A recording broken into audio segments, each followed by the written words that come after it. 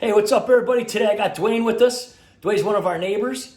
He is a retired mechanic, nice guy to know. Lives around the corner, always helping us out around here with things, right? Right. Jack is actually at camp today.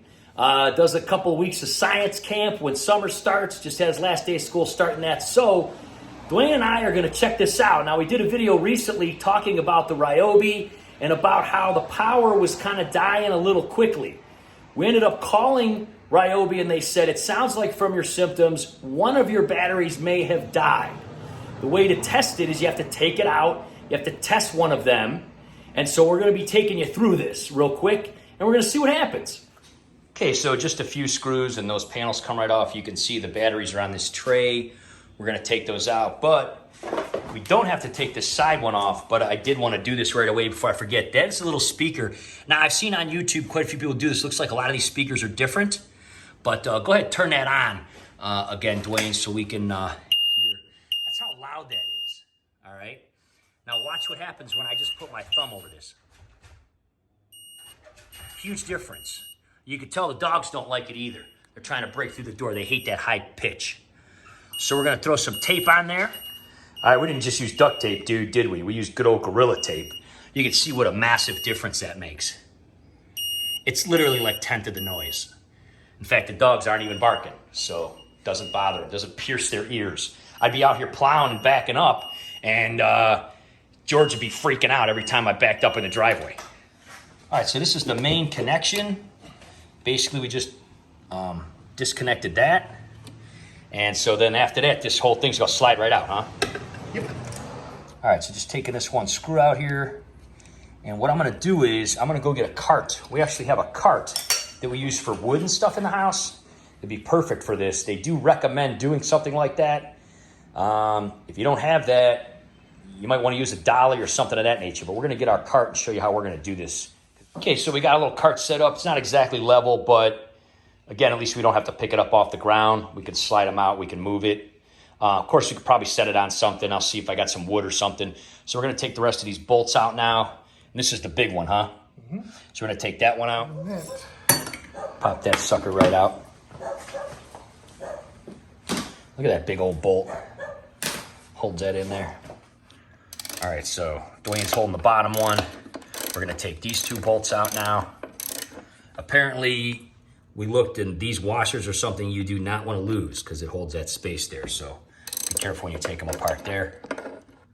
All right, yeah, that is a big, thick metal washer that holds that battery tray up.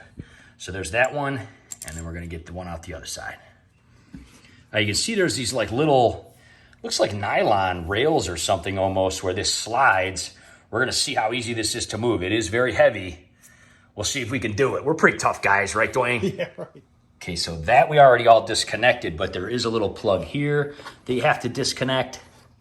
And that's just one of these little doodads. Push down on that. Well, I probably can't. Oh, there we go. So you disconnect that. And I already started sliding it out a little bit. It does slide relatively easy, but again, when it comes down, it's gonna be pretty heavy. So we're gonna push this underneath it.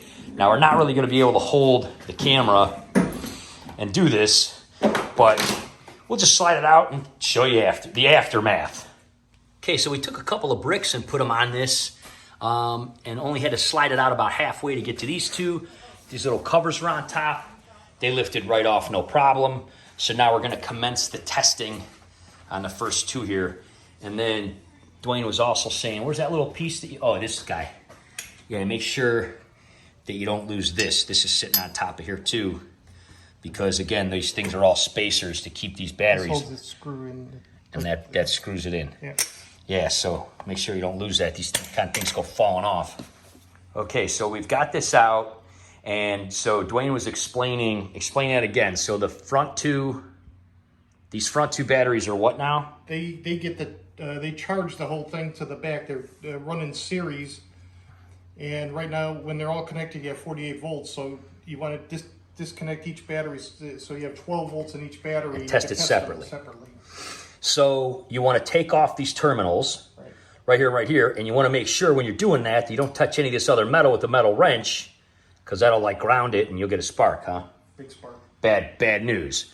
So we're going to take these two off first, and then we're just gonna check this battery. So one of the things that Dwayne recommended is using an extension so that your hand and the wrench is away from the other metal. And then you were saying you didn't think 48 volts would kill you anyway, but it would kind of suck. Yeah, one probably won't be good. But messing around with something like this, That would kill you. that would kill you. Okay, so we disconnected that. We put the bolts and washers back in because we're gonna actually use that to hook up the tester. And what they recommend is just kind of flipping this over and leaving this face up. Same as this one. That way it's not gonna touch anything else in that little rubber casing. So we're gonna hook this up. We're gonna test this first battery now that it's independent and see what it does. Wow, look at that fancy battery tester you got. Yep, this is ADT. They make a lot of them. You could, they make Foxwell makes a good one. Just a battery tester. Wireless battery tester. That's awesome, man. So they're hooked up there. That battery's good. So this one's good. 13 volts. All right, 13. We're doing good. So the first one's a go. All right, we're gonna check the second one now. All right, so we didn't have to take that terminal off because that's just a joiner. So we disconnected this one. This is the second battery. Again, these are about 12, 13 volts a piece. When I called RYOBI, they said, from what I was explaining, they expect that one of the batteries is possibly below 10 volts from the symptoms that I explained. They said to test each one individually to find the culprit. So the first one was good at 13 volts. And the second one we're waiting on. Let's see what it says.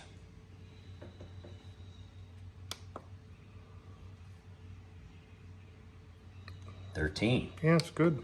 Second one's good. Let's move on. We're gonna pull this out a little further here. Check those other two batteries then. Okay, so they all showed up as having enough voltage. Voltage, right. But what you're checking now is something called cold cranking amps, Right. which the book, from what we saw, says nothing about this. And the technician from RYOBI told me nothing about this. And this tests what? It'll test the cold power of the cranking amps that are left in the... And see, that's something that... See, I'm just setting it at 680, a generic number. Now it's testing. And now this battery showed up as 30% replaced battery. 30% replaced battery, but the other ones showed up as 100%. And that one's good. And this one showed as 93%. So even though they all have good voltage, and all three of these, the first one that we tested here is showing it doesn't have enough amps or something. Cold cranking amps. Cold cranking amps, whatever that is. What does that really mean? It's the amount of power that's left in the battery at 32 degrees, cold cranking amps. Okay. So that would affect the longevity or life of the battery. Right. The ability to recharge it. Right. So even though it has enough volts, it's not fully charging. Right. Is there any way to fix that, or you just have to get a new battery? I think you just got to replace it, I think. Yeah.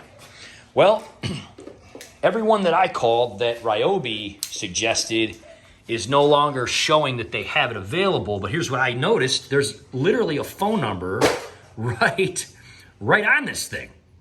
So what I'm going to do is I'm going to call this company. I'm going to tell them that what's going on, and I'm going to see what they have to say. There may be somewhere where we could do, maybe we could turn this in. I don't know. We're going to find out more, though. But this guy seems to be the culprit. And it's a good thing that we had your help, because honestly, didn't say anything about this in the manual, neither did the technician. She said to just test them for voltage. So since we have this apart, what we're going to do is we're going to pull this out all the way on this cart. And that little kind of like, what is that? Basically just the rear axle. Yeah. We're going to replace the fluid in there, the oil.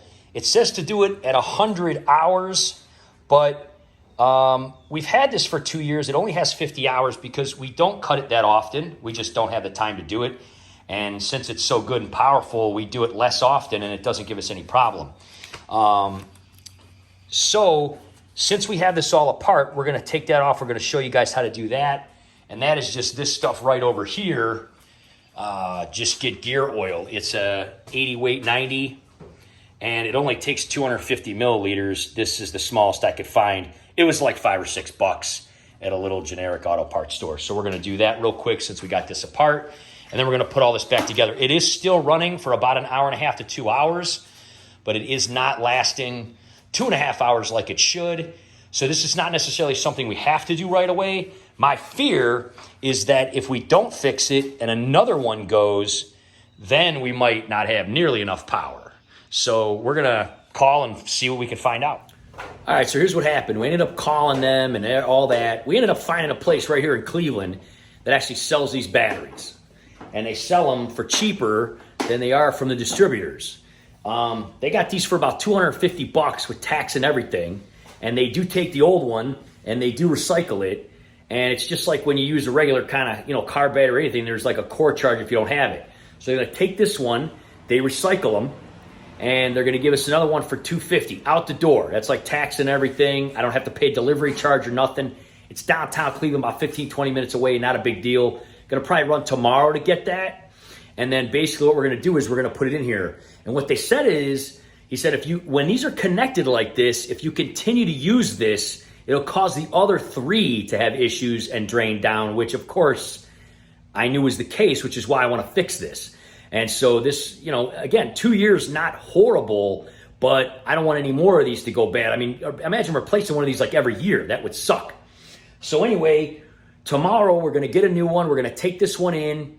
We're going to swap them out, put it back together. In the meantime, though, we're going to, as you can see, you can reach right down in here and you just take this cap off. We're going to reach underneath. We're going to drain. There's only 250 cc's of this gear fluid.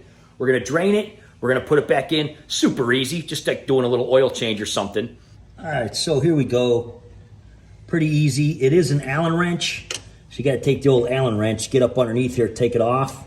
So we're gonna take this off, let this drain. It's only 250 cc's, it ain't much. Okay, so there you go. There isn't much. All right, so that's what it looks like. It's just an Allen wrench from the bottom. It's got like a little, looks like a tiny little nylon washer around the top there to seal it. So you just got to kind of reach up under there with the Allen wrench and get it. Not that bad. So we're going to put it back on now. All right, this comes about $9.50 in here. It's supposed to be $2.50 in there. So to make it easy, you've got this old Pyrex container. Always good to keep around the garage. We put $700 in there. A little shy. So we know there's about $2.50 left in here. Going to shoot that right down in there. Okay, so that guy right down there comes off. It also has a little nylon thing. It looks like it's got some kind of breather tip on it. So you want to make sure you go past that, go to this. So we're just going to reach right on around here. Oops. There we go. Just going to squeeze that 250 in there. All right, so that's easy enough. That's really simple with these out of the way. What we decided to do is I took this guy out, put it in the car. Later on when I go pick up Jack from school, the place that we found, what's the name of this place called? Battery Empire. So I'm sure no matter where people live that are watching this, they're going to be able to find some sort of battery place by them. So the biggest, most important thing to look for that you want, and this is 100 amp, is you tell them 12 volt 100 amp. Now, again, they're going to take the old one, they're going to recycle it. We're going to go down there. We might shoot some video down there, me and Jack, and we'll see how it goes. All right, here we are, the Battery Emporium. This is a few hours later. I picked up Jack, say, hey, dude. Hi. And he's like, where are we going? I'm like, we're going to the Battery Emporium. So let's check it out, see what's going on. All right, so this is Alex at the Battery Emporium in Cleveland, right, man? Yes, sir. Battery Empire. Battery Empire. Emporium's probably taken, right? Yeah, it might have been. So here's the battery. It's very close to the same size. Obviously looks good. Light's the same. It's a 12 volt, 100 amp. Looks like everything's cool here. We're going to take it home. We're going to try it out. We're going to see what happens here. And then you guys recycle these, right? Yes, if you need me to recycle them, I'm more than happy to. So a lot of people have questions about that, and a lot of people, you hear rumors and things, they say, well, they just bury these things and stuff. What actually happens to these batteries? I use them as like scrap. So say if I buy like 100 of these, yeah, I need to go get like I need to give them 100 cores back. So it's like an ongoing process of just going back. So what do they do with them? Do they shred them up? They properly dispose of them, exactly, yes. They'll like shred them up properly. Or they reuse the parts, the lead, the lead. I heard you can like like desulfonate the lead and like redo them and stuff? You can. I couldn't tell you how to do that, but Yeah. like yes, my company. So they take them apart and they rebuild them and stuff. So they don't get thrown in a landfill; they get recycled. Yes, do not throw them in a landfill. That's cool. Do not do that. Yeah. Okay, so over here at the Battery Empire, we're gonna put a link in the description just so you guys know. You know, we're getting this for about $250 with tax and everything, and turning this one in. They wanted the Gardner, which is a supplier for RYOBI, wanted $300 for this, in addition to $25 delivery. So $325. We're getting this for $250, and this is only like what, 10 minutes from your school? Yeah, not too far. Right downtown Cleveland. So pretty cool. So yeah, check out the Battery Empire. All right, there's the new battery from the Battery Empire. Looks like everything lines up pretty well. It is a little bit smaller, but we're hoping like with the harness and that kind of holds it in place. If we have to, end up wedging something in here, but we're gonna get it hooked up and we're gonna put this top harness on, and we're gonna kind of see how that goes. That may end up kind of holding it into place where it won't really matter as far as the bottom goes. Okay, so this is a little bit tricky. You've got to slip it underneath here without touching any of those contacts, and then kind of get this back here. And then we're gonna put these contacts back on, then slip this back over them, and then bolt this guy back down. Now this is gonna press down and squeeze this battery down. So even though it's a little smaller and not sitting exactly right in this tray, I'm not necessarily incredibly concerned about it. But we might wedge something in here, like a little piece of wood or something like that. So we'll see what we got. So we got those done. This was just kind of sitting here. We're gonna push this back up here. And all these guys are in position. We're gonna push this down. Make sure that these guys didn't move around. This just gets pushed down here. That's cool. So it should be all kind of lined up here with these covers. These covers probably just help, like if there's rain and stuff like that. There's 4 of those batteries, and one of them is just really heavy. Yeah, they're heavy. It says in the thing it's several hundred pounds or whatever, I don't know, but it slides pretty easily. Okay, so you're just gonna go a little bit at a time, make sure your wires aren't getting pushed around or nothing. Make sure everything's in place here. Just gonna kind of slide it in a little bit at a time. This little handle.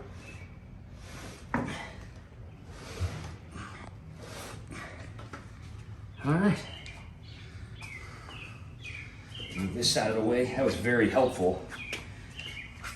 Ultimately, if we had to take the whole thing out, the tray would like set down there and we could back it up, but we didn't really have to.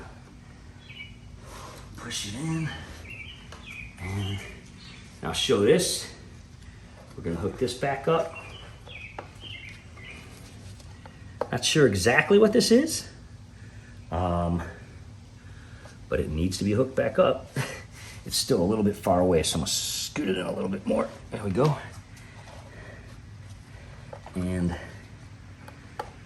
plug that in. There we go. Now we're gonna go over here and plug this back in. Disclaimer, always wear gloves when you're doing something like this. Yeah, it's a good thing to do. So we're hooking up. This is gonna join the 2 front batteries to the 2 back batteries. Okay. And we're just gonna make sure everything's cool, positioned right, scoot it up a little bit more, and then put that big one down. Okay, so we got this lined up. All these little covers are where they're supposed to be. This thing's plugged in. We're gonna crank this thing down. This is this big bolt that goes down the middle. It kind of holds everything down in place. Goes all the way through to the frame of the mower.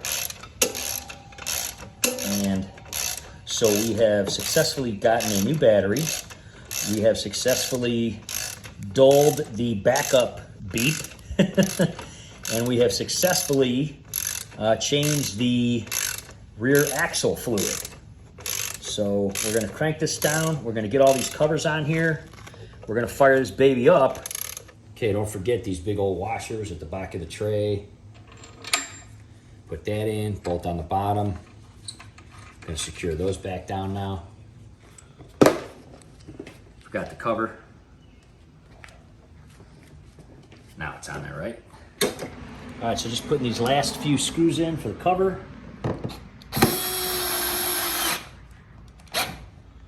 And, oops. So let's turn it on and just kind of see what happens anyway. And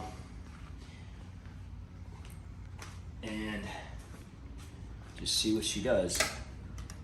Well, good sign, it's up all the way, so that's good. The beeping is way less, which is really good. So ultimately what we're gonna have to do is we're gonna, let me turn that off. So at this point in time, it's looking okay, but we don't really know what happens until we use it. What we're probably gonna do is we're gonna wait, we're gonna change it to the mulch blade now that it's finally June, and we're gonna start doing some serious grass cutting, and we're gonna take a day to cut a bunch of grass, and we're gonna see what happens with the battery. We will do a follow-up to see how it works, but as of now, it seems like this was definitely a good solution and a much less expensive solution. Wouldn't you say, buddy? Yes. So always check around, call around, look up, Google things. There might be things in your neighborhood. This place was like 5-10 minutes from Jack's school. Yeah, it wasn't too far. And they wanted me to send, through the mail, one from California that they said was on back order. And this guy over here at Battery Empire's like, yeah, I got a ton of them in stock, no problem. So always check around. You never know what you'll find. All right, so we have the bags off. We're gonna put the block on and the mulcher blade. We've done a video about that. We will put a link in the description. It's very easy to do. But so far, we're gonna test this thing out, see if the battery works and everything. Why don't you take this thing around the back, buddy, and so we can do the mulcher blade. All right. Meet you back there, dude. Jack loves driving that thing. See you next time.